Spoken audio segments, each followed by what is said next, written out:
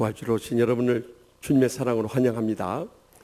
조금 전에 유명 탤런트고 배우며 방송인 이광기 집사님의 간증을 들으면서 우리는 무엇을 느꼈습니까? 우리 인생이 살아가면서 숱한 고난과 역경 속에서도 그동안 주님을 보지 못하다가 주님을 새롭게 만나는 은혜를 체험하지 않았습니까? 그런데 오늘 본문 가운데서도 주님을 따라다니면서도 주님을 보지 못했던 그런 한 제자가 있었습니다. 예수님께서 우리를 위해서 돌아가셨다가 다시 살아나신 후에 그 제자들 앞에 나타났습니다. 그런데 그때 함께하지 못했던 디두모라 하는 도마라는 제자가 있습니다.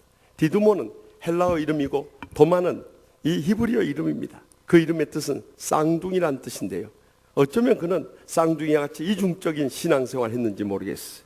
그런데 예수님께서 다시 살아나셔서 제자들 앞에 나타났을 때 그는 예수님을 보지 못했습니다. 그 자리에 함께하지 못했기 때문입니다. 그래서 내 눈으로 예수님을 보기 전에는 부활하신 예수님을 믿을 수 없다고 단언했던 자였습니다. 8일이 지났습니다. 예수님께서 다시 제자들 앞에 나타났습니다. 그리고 도마를 향해서 말씀하십니다. 내 손가락을 이리 내밀어 내 손을 보고 내 손을 내밀어 내 옆구리에 넣어보라. 그리하여 믿음 없는 자가 되지 말고 믿는 자가 되라 하신 것입니다. 다시 살아나신 주님을 보는 순간 도마는 그 자리에 엎드려서 고백하지 않을 수 없습니다. 나의 주시며 나의 하나님이시니다. 그때 주님께서 이 도마를 향해서 말씀하십니다. 너는 나를 본고로 믿느냐? 보지 못하고 믿는 자들은 복되도다. 그렇습니다. 우리가 많은 때 보지 못한 것은 안 믿으려고 합니다. 저는 그런 사람들을 정신없는 사람이라고 합니다. 그러면 기분 나쁘게 생각할지 모르겠어요. 그러면 제가 그럽니다. 정신 한번 보여줘 보십시오. 보지 못하니까 못 내는 거 아닙니까? 여러분, 보지 못했다고 해서 못 믿는 것만 있는 것이 아닙니다. 보지 못하지만 우리가 믿어야 할 것이 너무도 많이 있습니다. 저는 사실 공대를 다녔습니다. 제가 주의 종으로 소명받을 줄 알지 못했기 때문에 저는 목사 되려고 생각도 안 했던 사람입니다. 근데 1학년 말 죽음의 위기 가운데서 한 달 보름을 식음을 전폐한 피에 쓰러지는 가운데 주님이 저를 찾아오셨습니다. 그리고 기적적으로 치료해 주셨습니다. 그리고 그때부터 주님의 부르심을 받아서 저는 하나님의 종이 되기를 헌신하고 야간 신학을 함께 공부하면서 지금까지 38년 동안 목회의 길을 왔습니다. 그런데 목회를 하면서 늘 성경에 나와 있는 이 하나님의 살아계신 증거들에 대해서 관심을 가지고 연구를 했어요. 저는 뒤늦게 안 사실입니다만 왜 하나님께서 저를 공대에 보내셨던가? 모든 것을 실험적이고 검증적으로 성경을 볼 수 있는 눈을 길러주셨어요. 그래서 신학생 시절부터 이 성경에 나와 있는 하나님의 살아계신 과학적이고 실증적인 그 증거들을 모으기 시작했어요. 그것이 바로 이 하나님은 살아계십니다, 이 책을 만들어낸 것입니다. 여기에 보면 예수님의 부활의 증거가 많이 나옵니다. 예수님께서 부활하신 증거에 대해서 이 교회 역사학자인 게리 이 하버머스라고 하는 분은 2200가지의 증거들이 있다고 증거하고 있습니다. 그런데 저는 그 중에서 여러분들 몇 가지만을 소개하고자 합니다. 첫째는 예수님의 피 무덤이 예수님의 부활의 첫 번째 증거가 되는 것입니다. 이 지구상에 있는 모든 사람들의 시신이나 또 살이나 분골은 그 묘지에 묻혀 있습니다. 그러나 예수님께서는 돌아가셨을 때 예수님의 제자들이 시신을 훔쳐가지고 와서 예수님 부활하셨다고 할 수 있으니까 그 무덤을 지켜야 한다고 그래서 수톤에 이르는 돌로 동굴을 막고요, 임봉을 하고요, 로마 군인들이 그 현장을 지키고 있었습니다.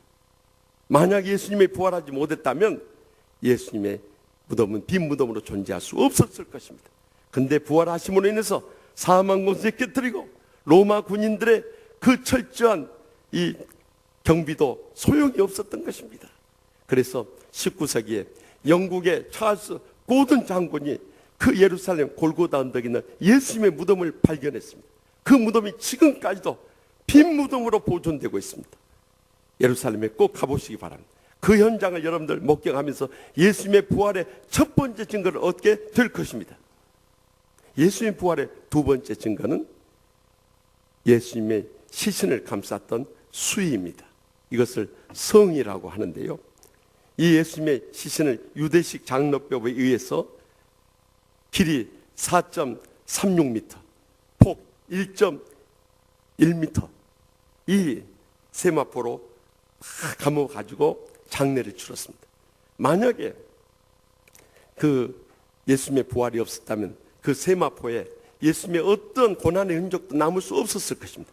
그런데 부활하시면서 빛을 발하게 돼서 예수님의 고난의 흔적이 그대로 세마포에 새겨져 버린 것입니다. 그래서 예수님께서 이 가시관 쓰셨던 이마에 이 가시 찔린 자국부터 시작해서 또 이 등에 로마 군인들의 자랑무도한 채찍을 맞은 자국과 또 십자가를 지고 하시다가 몇 번이나 쓰러지면서 왼쪽 무릎에 타박상을 입은 자국과 또 십자가에 못 박이셔서 참 세워졌던 양 손목과 양 발목의 못자국과 마지막 죽음을 하기 위해서 옆구리에 창을 찔렀던 자국까지 이 세마포에 그대로 새기게 된 것입니다. 그래서 이 미국의 항공우주국인 나사에서 이 VPAC라고 하는 특수 영상 분석기를 통해서 촬영해서 보니까 그 흔적들이 그대로 남아 있었던 거예요. 그래서 지금 이탈리아에 보면 튜린이라는 곳에 이 성 요한 교회가 있는데 그곳에 그대로 보존되어 있는 것은 예수님의 부활의 두 번째 확실한 증거가 되는 것입니다. 예수님의 부활의 세 번째 증거는 빌라도 보고서입니다. 빌라도는 주 26년에 로마의 6대 총독으로 파송을 받았어요. 그래서 로마를 통치하고 있던 최고의 통치자였습니다. 그런데 예수님을 십자가에 못 박으라고 많은 군중들이 예수님을 잡아와서 재판을 받게 되는데 그때 풀어줬다가는 폭동이 일어날 것 같아요. 그들의 압력이 못 이겨서 죄가 없음을 알면서도 그에게 사형 선고를 내리지 않을 수 없었어요. 그런데 소문을 들어보니까 예수님이 돌아가신 다음에 다시 살아났다는 소문이 온 천지에 퍼져 있거든요. 그래서 부하들을 불러서 그 뒷조사를 하게 된 것입니다. 그런데 예수님이 정말 살아나신 거예요. 그래서 그가 로마 황제에게 예수님의 체포와 신문 및 처형에 관하여 로마 황제에게 보낸 빌라도 보고서라는 보고서를 작성해서 로마 황제에게 보냈습니다. 요즘에도 공문서는 위조할 수 없듯이 그때 당시에는 신의 아들이라고 하는 로마 황제에게 이 빌라도 보고서를 보내면서 위조는 더욱더 상상할 수 없었던 것입니다. 그런데 그 50페이지에 이르는 빌라도 보고서를 작성한 다음에 마지막에 이렇게 말합니다. 예수님이 십자가에 못 박혀 돌아가실 때 한편 강도 마르크스가 말했던 것처럼 그는 진실로 하나님의 아들이었습니다. 그렇게 고백하고 자기가 그런 하나님의 아들을 이 사형 선고를 하고 죽겠다는데 양심의 가책에 못 이겨서 결국 집을 떠나서 어디론가 사라졌는데 유세비우스라는 역사학자의 말에 의하면 그가 양심의 가책을 못 이겨서 자살했다는 것입니다. 이 빌라도 보고서는 세 번째 예수님의 부활의 확실한 증거가 되는 것입니다. 네 번째는 예수님의 제자들의 증거입니다. 예수님 십자가 못 박아 돌아가실 때 모든 제자들은 두려움에 빠져 다 달아나 버렸습니다. 그런데 예수님의 부활을 목격하지 않고 어떻게 그들이 전부 다 순교의 길을 갈 수 있었겠냐는 거예요. 심지어는 베드로 같은 사도는요, 내가 어떻게 예수님처럼 편하게 십자가 못 박혀 돌아갈 수 있습니까? 나를 거꾸로 못 박아 주십시오 할 정도로 거꾸로 못 박아 죽는 등 이 목이 칼에 베어서 죽이고 창에 찔려 죽이고 돌에 맞아 죽이고 불에 태워 죽이고 다 순교를 당했습니다.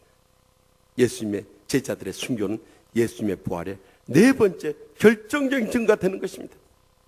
다섯 번째는 우리의 변화된 전 세계로 주의 복음이 널리 확장된 것입니다.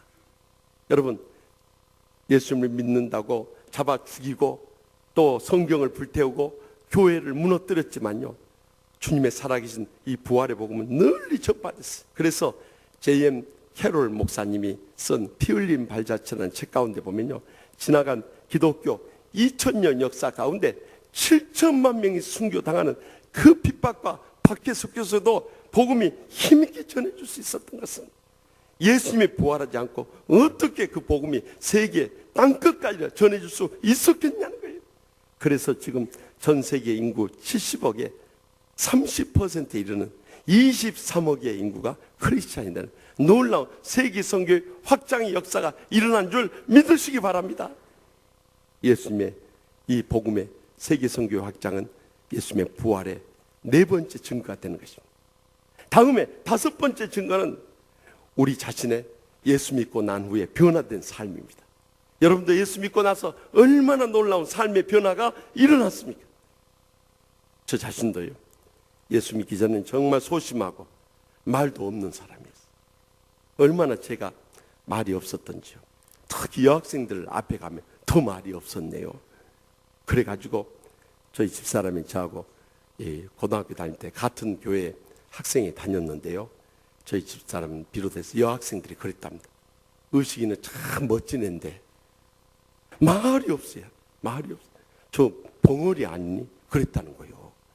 근데 지금은 제가 얼마나 은혜를 체험하고 변화돼, 이제는 죽음도 두렵지 않고요, 말도 얼마나 잘합니까? 제 삶이 놀랍게 변화가 되어버렸어요. 그뿐만 아니라 예수 믿고 나니까 마음이 평안해지. 죽음도 두렵지 않은데 얼마나 마음이 평안하겠어요. 그 마음이 평안하니까 육신도 건강해져. 육신만 건강해진 것이 아니라 인물도 변화돼 버리죠. 저를 어떻게 이 애순인 가까워진 사람이라고 볼 수 있겠어요? 별로 안 믿는 표정들 같아요. 놀라운 변화가 일어나요. 우리 자신만 이렇게 천국의 행복과 축복을 누린 것이 아니라 우리 가정도 변화가 돼버려요. 전에는 맨날 불평하고 엄마하고 다투고 싸우던 가정이 이제는 천국과 같이 변해버려요. 그래서 요즘에는요, 옛날에는 이 여자들이 얼마나 상처를 받고 참 억눌려 살았던지 가슴에 한이 맺혔어요. 그래서 우리 어머니 할머니 세대는 정말 가슴앓이를 하는 분들이 많았어요. 화병에 걸린 분들이 많았어요. 요즘에는 우리 남편들이 화병에 걸릴 정도예요. 얼마나 구박들을 겪고 있는지요. 지난날의 상처를 이제 남편들한테 다 쏟아붓는 거예요. 그래서 50대는요, 집에서 밥상 차려달라면 얻어맞아 버려요. 그러니까 먹고 싶으면 자기가 차려 드세요. 그래서 집에서 식사 한 끼니도 안 하면 영식님하고 받들어요.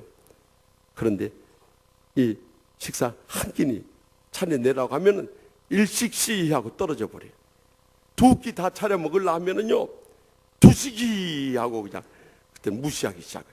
세 끼 다 차려내라면 삼식이 새끼하고 아주 남편을 더 그냥 구박해 버려요. 그런데 집에 빙글빙글 돌면서 종일토록 간식까지 다 챙겨 먹으려면 종 갓나 새끼 그래 버려요. 이런 세상이 되어버렸어요. 그러나 예수 믿는 가정은 정말 서로에 대해서 불쌍히 여기고 사랑하고 섬기고 끝까지 해로하며 행복하게 살 줄 믿습니다. 그래서 우리 목장 리더 모임을 지난 주간에 갔는데 부인들이 그러는 거예요. 요즘 남편들 보면 그렇게 불쌍하다는 거예요.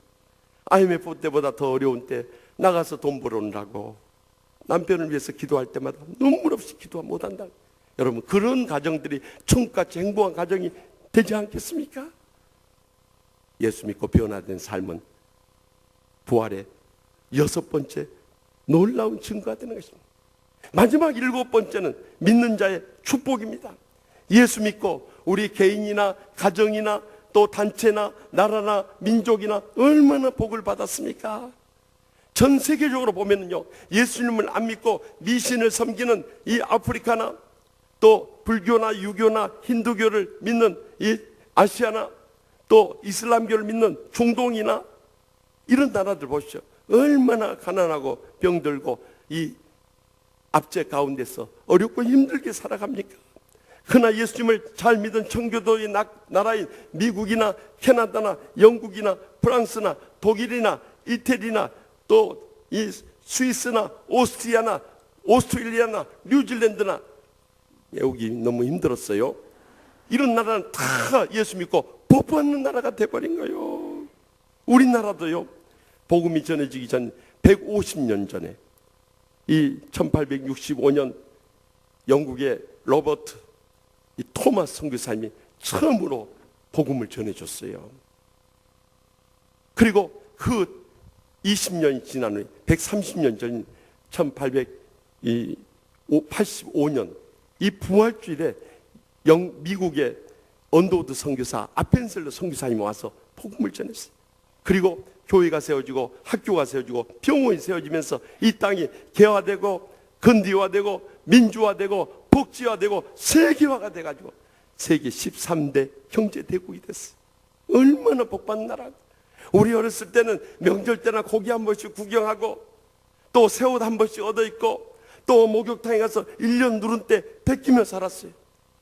저만 그런 것처럼 쳐다보세요. 다 그렇게 사주셔놓고 그렇게 어려웠던 가족, 요즘에는 없어서 굶는 사람 어디 있습니까?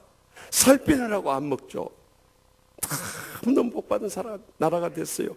전 세계 어디를 다녀봐도 우리나라처럼 잘 먹고 잘 입고 잘 쓰고 잘 놀고 잘 사는 나라가 없습니다. 부활하신 예수님 믿었더니 우리가 이렇게 복을 받으며 잘 살고 있어. 가까운 일본은 850만 우상을 섬기다가 맨날 지진이 일어나고 태풍이 불고 쓰나미까지 몰려와서 수만 명씩 죽는 해치는 나라가 되어버렸어요. 그런데 예수의 복음이 증거됨으로 인해서 다시 일어서기 시작한 중국을 보십시오. 161년 전인 1854년 영국의 허드슨 테일러 선교사님이 그곳에 가서 복음을 전했어요. 그동안 공산당의 핍박으로 인해서 많은 사람이 죽어갔어요. 제가 작년에 한중 이 교회 교류회에 갔더니 수십 명의 이 중국 목사님이 오셨어요. 그 모임에서 목사님들 나와서 그 고백을 하는 걸 들으면서 제가 너무 충격을 받았어요. 이분들이요 나와서 다 하는 말이, 우리 할아버지는 중국 문화혁명 때 이렇게 순교당했어요. 우리 할머니는 이렇게 순교당했어요. 우리 아버지는 이렇게 순교당했어요. 우리 어머니는 이렇게 순교당했어요. 다 순교당하면 가운데서도 그 자손들이 믿음으로 일어선 거예요. 지금 중국이에요. 13억 인구 가운데 중국 교회가 인정하는 3자 교회들과 또한 지하 교회들과 합해서 1억 명이 크리스찬이라는 거예요.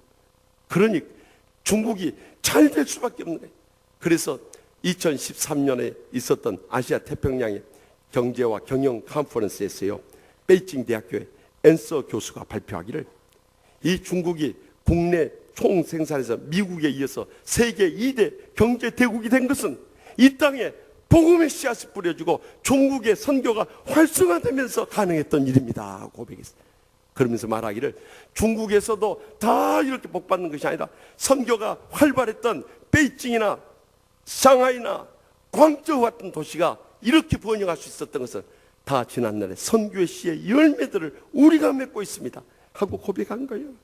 여러분, 그것은 그들만의 삶이 아니에요.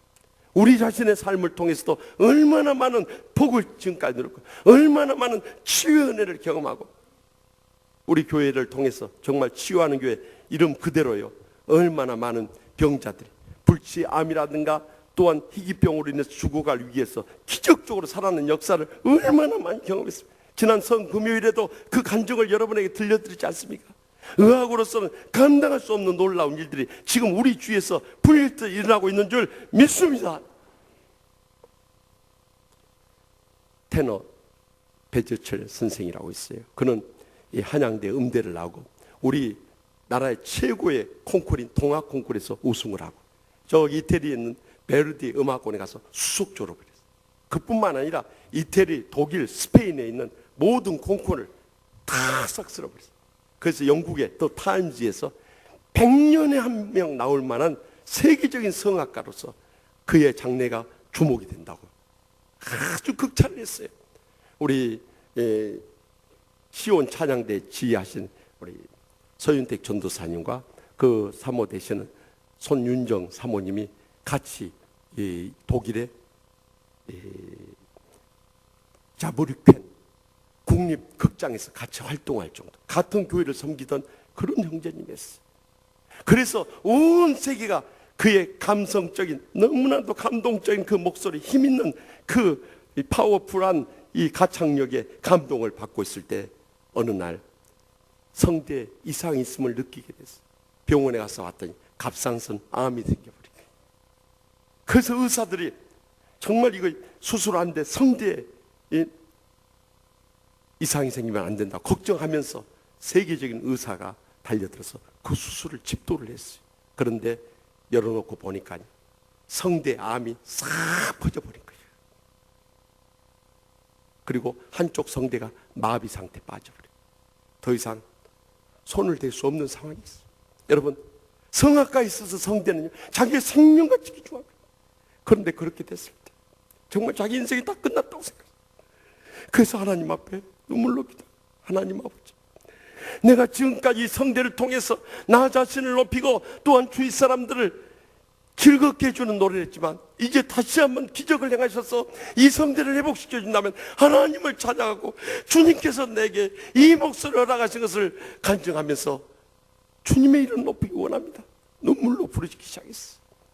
그리고 수술을 집도했어요. 도저히 의사로서는 목소리가 나올 수 없는 상황이었어요. 그런데 수술 끝난 다음에 정신을 차리게 되었을 때 그에게 한번 노래를 불러보라고 이야기했어요. 정말 음성이 나올 수 있는지 없는지 모든 의사들의 귀추를 주목하면서 지켜보고 있어요. 그때 이 배재철 형제님 입에서 나온 노래는 세상적인 오페라의 아리아가 아니었어요. 주 하나님 지으신 모든 세계, 내 마음속에 그리워볼 때 하늘의 별 울려 퍼지는 데서 주님의 권능 우주에 찾네. 주님의 높고 위대하심을 내 영혼이 찬양하네. 내 영혼이 찬양. 그의 두 눈에서는 뜨거운 눈물이 흘러내리고 있어요.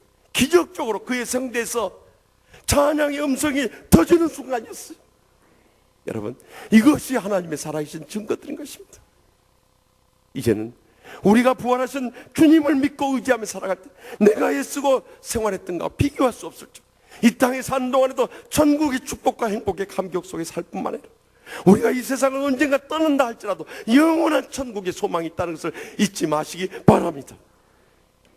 지난 35일 동안 사순절 특별 새벽기 됐어요. 어제 일산에서 그 새벽기도 빠지지 않고 나왔던 한영재님이 기도받으러 왔어요.